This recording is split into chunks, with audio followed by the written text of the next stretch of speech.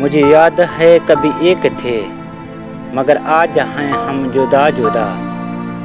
وہ جدا ہوئے تو سنور گئے, ہم جدا ہوئے تو بکھر گئے. کبھی رک گئے کبھی چل دیے, کبھی چلتے چلتے بھٹک گئے.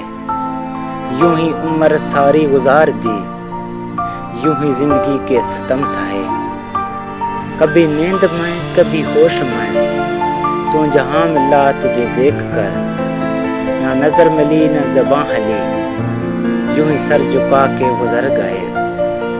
کبھی زلف پر کبھی چشم پر, کبھی تیرے حسین وجود پر. جو پسند تھے میری کتاب میں وہ شعر سارے بکھر گئے. کبھی عرش پر کبھی فرش پر, کبھی ان کے در کبھی در بدر. کبھی عاشقی تیرا شکریہ, ہم کہاں کہاں سے گزر گئے.